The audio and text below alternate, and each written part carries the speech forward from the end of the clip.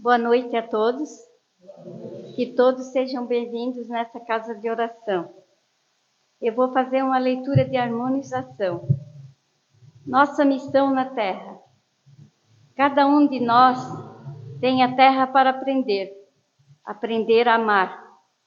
Não vivemos para aprender a ser amado, mas sim amar.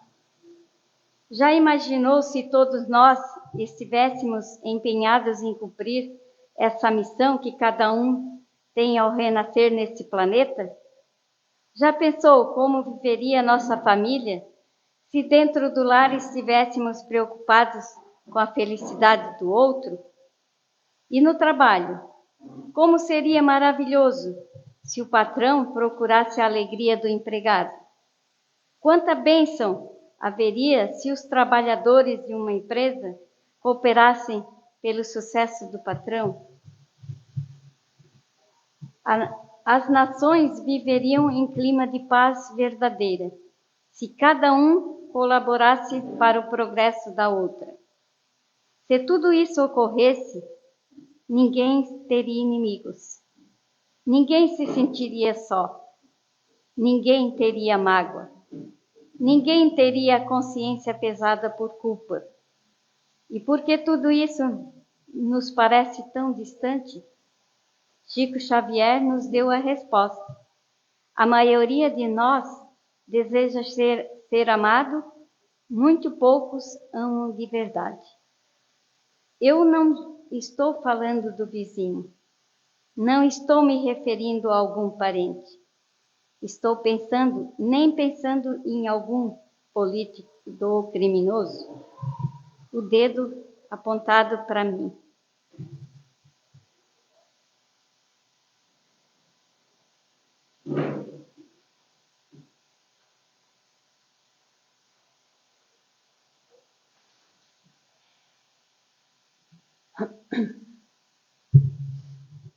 Boa noite a todos. Sejam todos bem-vindos nessa noite, nessa casa. Essa chuvinha, né, maravilhosa que deu. Sentimos o gotejar dela entrando em nosso coração, nossa mente.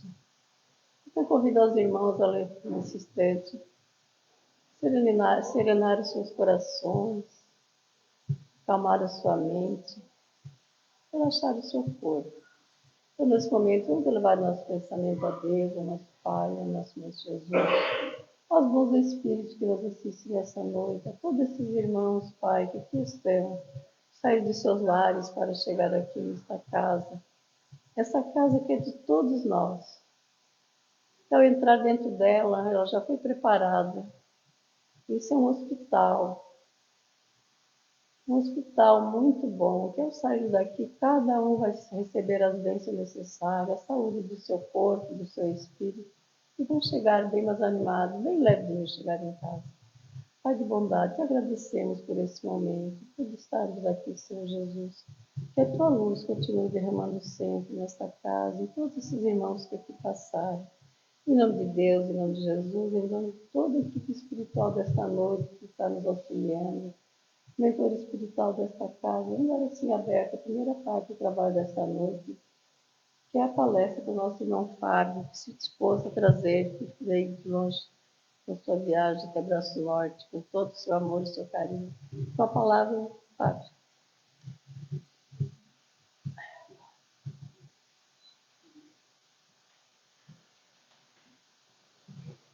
Boa noite a todos. Eu sou lá de Tubarão do SEDAC, trago um abraço dos trabalhadores daquela casa, agradeço aí ao convite para poder vir conhecer essa casa, que particularmente eu não conhecia, conheço Braço do Norte, mas não conhecia essa casa, e que eu possa vir aqui outras vezes revê-los aqui. Hoje à noite, aquela foto que estava ali, se alguém ficou impressionado com ela, eu vou até falar rapidamente, os caracóles lá no Chile. Como eu trabalho com transporte internacional, quando um caminhão vai com alguma carga para o Chile ou vem do Chile, ele passa por essas 33 curvas na Cordilheira dos Andes. Esse é o lado chileno. E ele anda mais 150 quilômetros, ele está em Santiago. Só um detalhe importante antes de finalizar. Na época do inverno, que é julho, o ápice do inverno, A neve aí ultrapassa 2 metros de altura. Então realmente fecha completamente e não tem como passar. Para a gente poder iniciar a exposição, ok? Muito obrigado aí pelo tempo de vocês.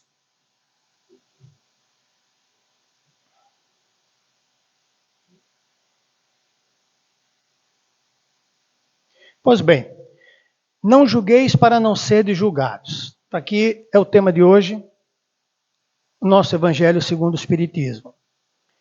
E a gente se põe a pensar o seguinte, hoje em dia nós temos aí, como tudo na vida, a gente tem que saber dosar, tem que saber utilizar. A internet é a mesma coisa. A gente recebe diariamente milhares de mensagens, e a depender da mensagem, a depender da nossa educação, a gente já esboça uma opinião pró ou contra, sem saber realmente o que aconteceu. Isso é nato do ser humano.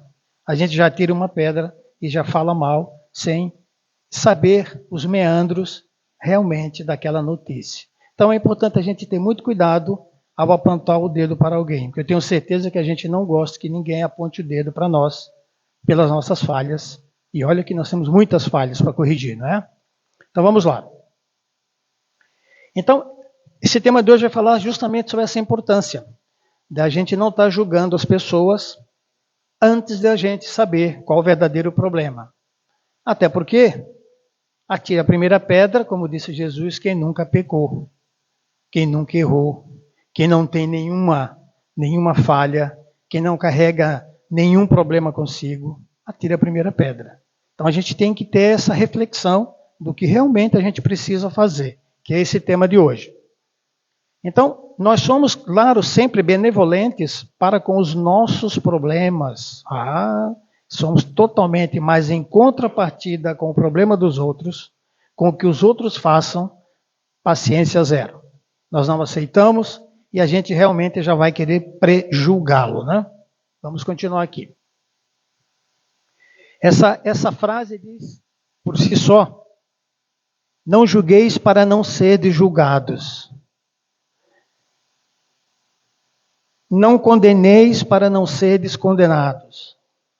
Perdoai e serás perdoado. Vejam que o perdoai vem primeiro antes de... Eu não posso exigir que alguém me perdoe se eu não perdoar. Eu preciso primeiro perdoar. Voltando um pouquinho para o meu trabalho, que é logística internacional, transporte.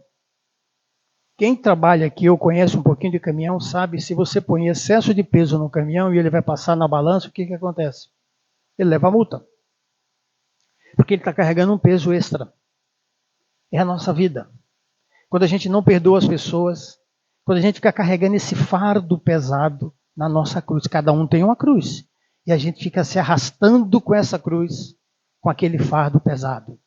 Como se fôssemos os procuradores do Criador para resolver o problema.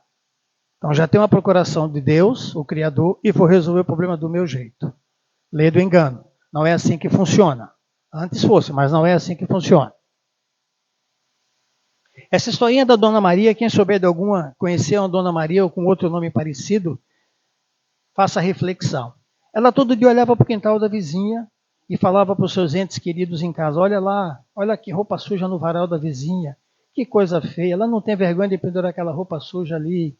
E ficava reclamando, falando da roupa no quintal da vizinha. Veja só como diz a historinha ali da Dona Maria. Não sei como ela não tem vergonha na cara, e por aí vai. Era assim todos os dias, Dona Maria lá perturbando seus familiares com relação à bendita roupa da vizinha, que para ela estava suja e não poderia estar naquele varal daquele jeito. Né? E ela, ao vê-la estendendo mais uma vez os lençóis, o que ela fez? Ela correu até a janela dela e disse, hoje não vai passar, eu vou reclamar realmente, enfaticamente para ela que essa roupa está suja. E ao tentar abrir a vidraça da cozinha dela, ela notou que a marca dos dedos ficava na vidraça. Ela falou, mas o que é isso? E viu que a vidraça dela estava suja. Pegou um pano e limpou a vidraça. Ao fazer isso, o que ela viu? Que a roupa da vizinha estava limpa. o que estava sujo era a vidraça. Então, ela prejulgou sem limpar a sua vidraça, mas já sacrificou, jogou pedra na coitada da vizinha, que estava com a sua roupa limpa, branquinha, pendurada no varal. É mais ou menos isso, essa historinha, para contextualizar essa exposição de hoje, que é aquela coisa do pré-julgamento, de jogar a primeira pedra para depois perguntar quem está do outro lado. Então, assim como a Dona Maria, que fica essa historinha bem simples de exemplo para a gente, essa precipitação da gente, a gente pode se equivocar com o nosso irmão. Com absoluta certeza. Quer dizer que não é toda vez que o nosso irmão vai estar errado. Ou toda vez nós estaremos certos. Não é isso? Então, é isso que a gente tem que pisar em ovos, como dizia minha avó. Allan Kardec fez essa pergunta aos espíritos. Qual o verdadeiro sentido da palavra caridade conforme entendia Jesus? E qual foi a resposta dos espíritos? Muitos aqui devem se lembrar de um aparelhinho chamado BIP. É do meu tempo, eu sou cabelo branco ainda, a gente andava com ele na cintura, principalmente os médicos, né? E quando tinha algum problema, alguém chamava ele, e ele ligava para o número, ia lá no hospital, no consultório, socorrer a pessoa. Então, o BIP de Jesus é diferente. Esse aqui. Benevolência para com todos, indulgência para com as imperfeições dos outros, dos nossos irmãos, e o perdão das ofensas. Esse é o BIP. Benevolência, indulgência e perdão. Eis o ensinamento de Jesus. Sempre que a gente tiver que falar mal de alguém, vamos lembrar do BIP. Mas esse BIP que Jesus nos deixou. E a gente sabe que o amor e a caridade são o quê? São complementos. Um está complementando o outro. Da lei de justiça, pois amar o próximo é fazer-lhe o bem. Todo o bem que a gente precisa. Agora, quem que é o próximo? É meu pai, minha mãe, meus irmãos, meu filho, netos. O próximo são todos. Eu vou contar uma historinha aqui rápida para vocês. Eu estava em São Paulo, há uns 90 dias atrás, e me deparei com a situação. Esqueci o nome da praça agora, ali no início da Avenida Angélica, onde fica o Bendito Minhocão, a coisa mais feia que tem ali em São Paulo, mas ajuda bastante quem precisa ir para a zona leste ou oeste. Um senhor, eu estava no farol esperando fechar para mim atravessar, pois ele parou do meu lado com uma bicicleta bem antiga, e pendurado ali na frente, ali no guidãozinho dele, tinha 2 sacolas, uma de cada lado, que eu pude observar, e dentro tinha pães. Cada pão estava dentro de um saco plástico, um saquinho plástico. E presumo que devia ter nele ali uma margarina, quem sabe até uma manteiga, alguma coisa assim. Pois ele atravessou a rua junto comigo e foi até a praça. Eu não fui logo em seguida para a minha reunião, parei e fiquei olhando até onde ele ia. Ele chegou na praça, tinha mais ou menos ali umas 15, 16 pessoas dormindo nessa praça, embaixo de banco, embaixo de árvore. Pois ele saiu colocando um pão, um saquinho de pão daquele ao lado de cada pessoa. E foi indo embora. E eu não aguentei pela curiosidade nata do ser humano e perguntei para ele, olha, por que o senhor faz isso, né? Falou o seguinte, já faz mais de 10 anos que eu faço isso, eu sou viúvo, eu ganho um salário mínimo por mês. Se não fosse o auxílio dos donos de 2 padarias aqui dessa região da Avenida Angélica, eu não conseguiria fazer isso. E de domingo a domingo eu venho aqui nesse horário, com chuva, com sol, com frio, e deixo para cada uma dessas pessoas um pão. Porque essas pessoas, passaram a noite se drogando. Ficam dormindo até 3, 4, 5 da tarde, o dia inteiro eles dormem. E quando acordam, a única alimentação é aquele pão. E eu vim a saber depois que era uma margarina que tinha. Essas pessoas nunca viram esse senhor, nunca, não sabem quem é, só sabem que tem alguém que deixa um pão para que eles possam comer às 3, às 4 da tarde. Eu fiquei impressionado com aquilo, ele foi embora, eu segui para a minha reunião, e até perguntei para um cliente que ficava no prédio lá no 7º andar, 8º andar, e ele confirmou que realmente aquilo é verídico, aquela informação do senhor, e ao final do ano, o pessoal do prédio ali se reúne para ajudá-lo também, e eles compram panetone, compram alguma coisa para, além do pão, ajudar aquelas pessoas. Isso é o amor verdadeiro. Esse é o amor que Jesus nos deixou. Porque ninguém nunca viu aquele homem, ele não sabe o nome de nenhuma daquelas pessoas, deixa aquilo sem ter dinheiro, com salário mínimo. E vai embora para a vida dele, para a casinha dele. Então, ele não está preocupado com quem que é. Esse é o verdadeiro amor. É o amor de Cristo, como está aqui no slide, né? Agora, será que a gente age sempre dessa maneira com aqueles que a gente não conhece, principalmente até com familiares, né? Será que a gente age dessa forma, ajudando sempre? Mas eu já ajudo essa pessoa há tantos anos, ela nunca me dá atenção, ela nunca retribui, ela nunca me diz um obrigado. Mas espera aí, se tu está ajudando querendo um obrigado, não ajude. A gente tem que ajudar sem esperar nada em troca, ou fazer selfie para botar na rede social. Não, isso não é necessário. Porque eu parto do seguinte princípio: quem tem que ver o que você está fazendo por alguém que precisa, já viu. Não se preocupe, ele não precisa de rede social para ver o bem que você fez. O inverso também é verdadeiro. O mal que nós fizemos, até em pensamento, já está registrado. E lá, garanto que não tem o botão delete. Infelizmente. Tá, tudo que a gente fizer, bom ou ruim, está registrado. Seguimos aqui. Mas o que impede da gente ajudar os outros de uma forma natural? É o orgulho. O orgulho é uma das coisas que nos impede de fazer isso. E a outra causa, o egoísmo. Não é isso? As duas grandes chagas da humanidade, o orgulho e o egoísmo. Ninguém nunca está satisfeito, as pessoas acham que se fizer alguma coisa, as pessoas vão estar falando, e tem a parte de egoísmo. Para que eu vou fazer isso? Será que eu necessito fazer isso? Tá? São as duas grandes chagas. Então, quando a gente aqui entre nós, que ninguém nos ouça, nos achamos as criaturas mais perfeitas desse planeta, não é isso? Nós não erramos, nós não falhamos, nós não cometemos nenhum desgaste com ninguém, nem em pensamento, nem nada. Nós somos realmente anjos puros, né? Ou seja, a gente está sempre bem, sempre certo, e todo mundo está errado. Isso me faz lembrar o meu neto Arthur, de 11 anos, quando ele vai lá em casa me visitar. Tudo que ele fala, tudo que eu procuro falar para ele, ele já me chama a minha atenção como se fosse mais velho do que eu. Eu acho que aquele espírito do Arthur deve ter, no mínimo, uns 2.000 anos mais do que eu. É impressionante o que ele faz comigo. Mas, enfim, é neto. Então, a gente, como diz Jesus, a gente vê o erro dos outros muito fácil. Como a gente fala fácil das coisas. Como a gente diz um monte, não, mas está errado. O fulano fez aquilo, o Beltrano fez. A gente fala muito fácil.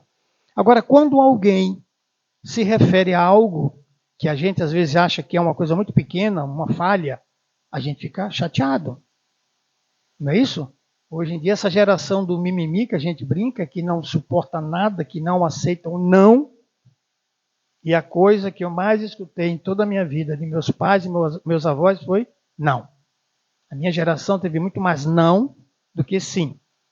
Porque é preferível a gente escutar um não de alguém que nos ama, do pai, da mãe, do avô, do que dos amigos, entre aspas, que quando acontece algum problema, viram as costas e nos deixam sozinhos, com a batata quente na mão. Não é isso? Então a gente tem que ser indulgente, benevolente com o problema dos outros, para que quando a gente tem algum problema, ele também seja com a gente indulgente e benevolente. Porque ninguém é o dono da razão. Ninguém. Aliás, quando eu morava em São Paulo, eu vim de São Paulo já tem algum tempo, durante alguns anos eu fui professor de faculdade de logística da minha área. Eu sempre falava para os alunos, olha, alunos esses que tinham faixa etária entre 18 a 25, no máximo aí 27 anos. Eu dizia, olha, queridos alunos, no dia que você encontrar alguém que fale para você, que sabe tudo, se afaste devagarinho para não assustar, porque ele não bate bem da cabeça. Ele é louco. Quem tudo sabe, afaste-se. Graças a Deus, nós sabemos quase nada. Todos os dias aprendemos algo novo, basta querer. Como podemos desaprender? Depende só de nós. Então, o conhecimento não nos torna obesos, não faz mal à saúde, não tem nenhum problema.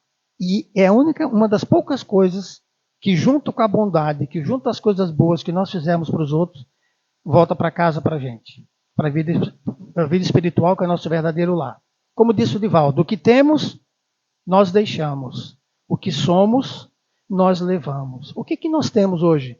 Os bens materiais. Alguém leva carro, casa, telefone, celular, notebook? Não.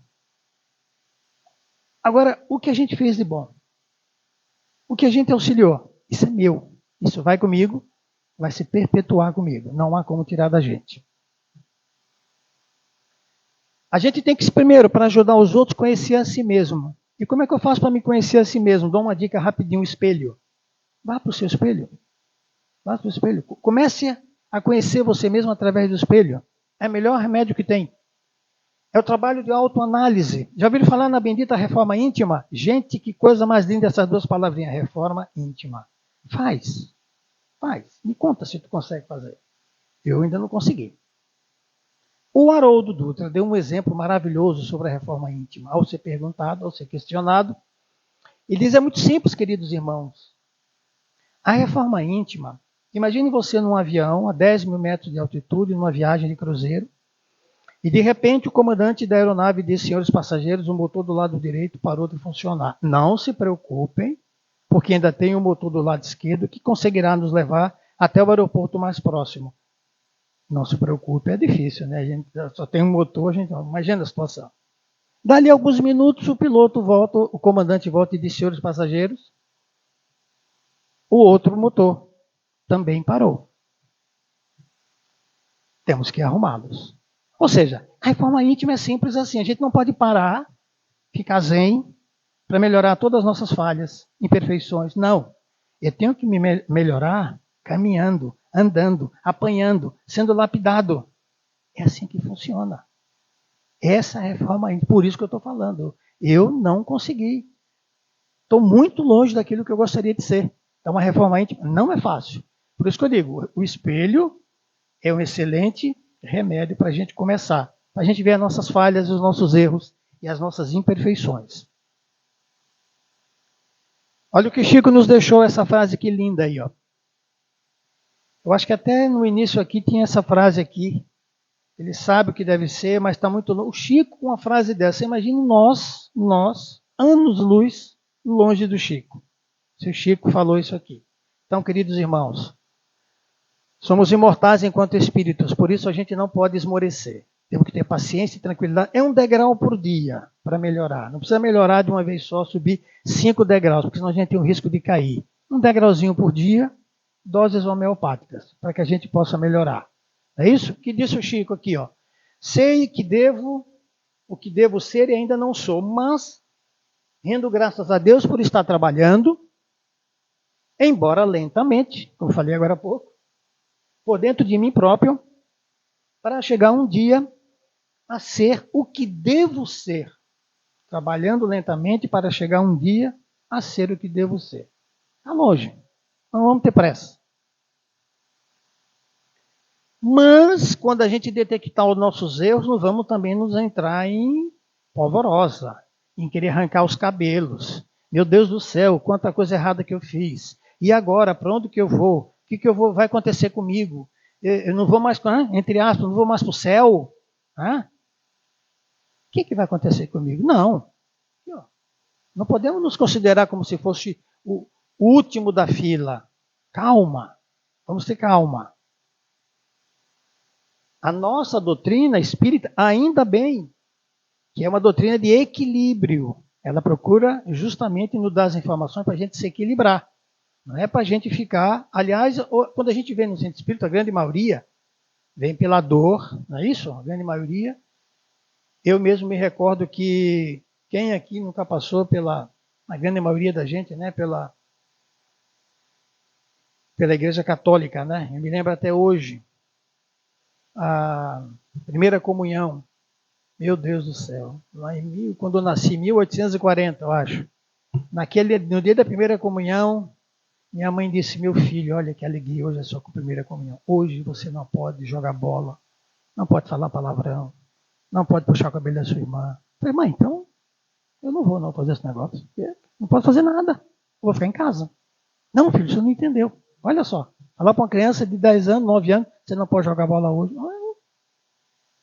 Então, como é que são as coisas, né? Mas teve que passar, a gente teve que passar, não estou falando mal, estou contando um fato que hoje é para mim rir, né? Que eu fico rindo hoje, né? Isso aí. Tanto que o meu neto foi fazer a primeira comunhão, eu falei, o que você acha? Eu falei, ótimo, mas hoje pode jogar bola, tudo, não tem problema. Depois você toma um banho e vai lá fazer a sua primeira comunhão. Então a gente não pode, o grande segredo é a gente não se acomodar com as nossas falhas e imperfeições. Eu não posso me acomodar. Isso não. Eu sei que eu tenho um erro, eu sei que eu tenho uma falha, mas eu estou aqui para fazer o quê? Cada um de nós. Evolução. Não é isso? Nós temos que evoluir. Nós não estamos aqui de férias, nem na praia. É a nossa evolução espiritual. A gente tem que evoluir, nós somos obrigados. Agora, como é que é essa evolução? Ela é feita como? Com champanhe, com caviar, com frutos do mar? Não. É apanhando da vida. É sendo lapidado. A vida, aliás, me fez lembrar o ensinamento da minha querida avó, que já partiu, já voltou para a nossa parte espiritual. Ela dizia justamente que a gente deveria, como eu falei há pouco, escutar quem a gente ama, quem nos ama. E eu estou com um amigo em São Paulo, que tem um filho que está na adolescência, enveredou pelo caminho que não devia, e estão com sérios problemas. Já foi internado, uma série de coisas, o rapaz está com 18 anos. Então é difícil, porque é uma família, inclusive eles são evangélicos, são muito amigos nossos, da minha família também, mas estão num sofrimento terrível. E sofre do cachorro ao dono da casa. É terrível, né? Muito triste. A palavra nossa de ordem qual que é na nossa doutrina? Esforço. Nós temos que nos esforçar para melhorar. Gente, eu sempre falo, quem puder, venha estudar. Toda casa está de porta aberta para você estudar. Quando a gente estuda, mais a gente quer saber e tem coisas que a gente menos entende. Por exemplo, o livro A Gênese. Quanto mais a gente lê, mais enrolado fica. Não é isso? Quem já começou a ler, tentou reler, parece que você fala, meu Deus, o que é isso aqui? Onde vai parar? Mas é necessário. É necessário. A gente tem que ler, a gente tem que aprender. Não tem como a gente regredir. Nós estamos aqui para progredir, para evoluir, cada um de nós. Só que a gente tem que ser benevolente, indulgente para com os erros dos outros, para que os nossos erros também eles também possam ter benevolência nossa. Eu tenho que pensar o seguinte, se eu fizer algo de errado hoje, amanhã eu vou ver alguém fazer a mesma coisa que eu fiz, eu tenho que entender o que ele fez. Eu não posso estar jogando pedra nele. Jamais. Jamais, não tem como. Porém, a gente não pode ser conivente com o erro de ninguém, achar lindo e passar a mão na cabeça. Não, filho, que coisa linda, você quebrou o ouvido lá da Dona Maria, lindo que você fez. Não, eu não posso ser conivente. Eu não posso. Mas também eu não posso querer provocar, ou seja, alargar mais a ferida daquele erro, daquela falha. E olha que eu dei um exemplo muito light, não é isso? Se a pessoa fez aquele problema, vamos procurar ampará-lo, dar a mão, para que ele consiga passar pelo aquele problema e entenda que ele não pode incorrer novamente no mesmo erro.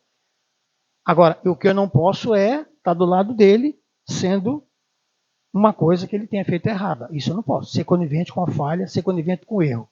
Aí é um problema sério. Eu não posso. Seja, doa a quem doer. O próprio pai e a própria mãe. No caso, né? Como eu disse há pouco aqui na leitura, a nossa terra é um hospital e uma escola. São as duas coisas.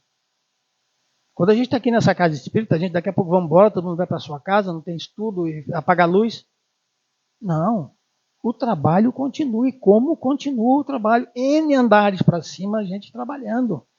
Isso aqui é um hospital, isso aqui não, nós vamos para a nossa casa. Aliás, hoje, encarnados, a gente até pode dar uma, como diz o jovem, uma cambalhota e dizer, não, hoje eu não vou no centro espírita, hoje vai passar o jogo do meu time, é a final, ou está chovendo, ou está frio, ou está muito calor. Mas quando a gente estiver na nossa casa verdadeira, na nossa parte espiritual, não dá para a gente fazer isso. Aqui a gente ainda consegue. Então, aquele que ainda está propenso a fazer alguma coisa que acha que ninguém está vendo, cuidado. Porque a quantidade de testemunhas que andam do nosso lado, vocês não fazem ideia. Não, ninguém está vendo. Opa, cuidado. Cuidado. Mas eu não faço mal para ninguém, eu sou bom, eu nem amarro o rabo do gato com aquela bombinha. Não, não é isso não, mas tem um monte de gente do seu lado. Cuidado. Quando a gente diz, os nossos inimigos desencarnados, não, mas eu não tenho. Tem. Quem não tem inimigo desencarnado, levante a mão. Quem não tem, que eu vou aí dar um parabéns. Nós não sabemos quem são. Eu, de muitos anos atrás, quando vou dormir, nas minhas orações, sempre jogo um pouquinho de luz para os meus inimigos desencarnados. Por quê? Porque se eles não estão do meu lado, eu estou em paz. Eu não quero eles do meu lado. Então manda luz para que eles sigam o caminho deles. Vocês entenderam? Tem que ser assim. É preferível que a gente coloque luz naquele inimigo que a gente não sabe quem é. Porque quando a gente vê alguém que a gente não gosta, está vindo do outro lado da rua, o que é que a gente faz? Atravessa a calçada e entra na loja de sapato, não é isso? E o desencarnado, o inimigo, como é que eu vou fazer para... Eu não estou vendo. Ele está vindo, eu não estou vendo, né? A lei divina está gravada. Ninguém que fizer algo que não seja correto vai passar incólume, vai passar tranquilo. Eu não tenho nada a ver com isso, ninguém viu, vai pagar a conta. A conta chega. Isso é pior que banco, viu? Bem pior. Jesus nos disse, com a mesma medida que medirdes, serás medido. É assim que funciona. Não tem como ser diferente. Então, queridos irmãos, a gente precisa entender, como fez nossa pergunta do apóstolo Paulo ali, quantas vezes, do Pedro, perdão, quantas vezes eu tenho que perdoar o meu inimigo? São 7 vezes somente? Olha que bom seria, né? Não somente 7, tranquilo, né? 7 vezes a gente conta rapidinho, pronto, na infância eu já perdoei todo mundo, tranquilo, né? Mas a gente sabe que a resposta foi outra, né? Não foi 7, foi 7 vezes. Sabe quanto que dá 7 vezes 70? Já fizeram a conta? 490. 490. Alguém já perdoou 490 vezes nesta encarnação? Se chegamos a 10%, foi muito disso, né? Vamos jogar uns 5% aí, tá bom, né? Olha que coisa bonita que eu recebi aqui. Carlos Drummond de Andrade, um grande poeta brasileiro. Fácil é julgar pessoas que estão sendo expostas pelas circunstâncias. É muito fácil. Tranquilo. Difícil é encontrar e refletir sobre os seus próprios erros, sobre os meus erros, né? Ou tentar fazer diferente algo que já fez muito errado. E é assim que perdemos pessoas especiais. Cuidado. Ao receber alguma informação, acredite, desacreditando. Procure saber. Procure se informar. Não saia jogando pedra. Jesus disse que quem nunca pecou, atire a primeira pedra. Pare, pense e reflita. Será que eu no lugar dele não faria uma coisa pior? Será que eu não faria? Então como é que eu posso prejulgá-lo? É isso que é o alerta que a gente tem que ficar sabendo. E o perdão, meus irmãos, está aí uma coisa que é muito difícil. Olha, não tem uma família que não tenha alguém com problema de perdão. Não tem. É difícil ver uma família que não tenha ninguém. Não, minha família é um espetáculo. Mora todo mundo lá em Roma. Está todo mundo tranquilo, ninguém deve nada para ninguém, é uma alegria total. Será, gente? Mas será? Uma família que realmente, né?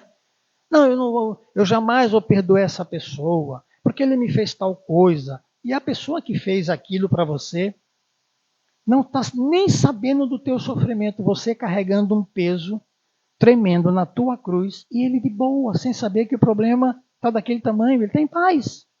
Ele provocou e segue de boa, e tu sofrendo, carregando peso, como eu disse aqui.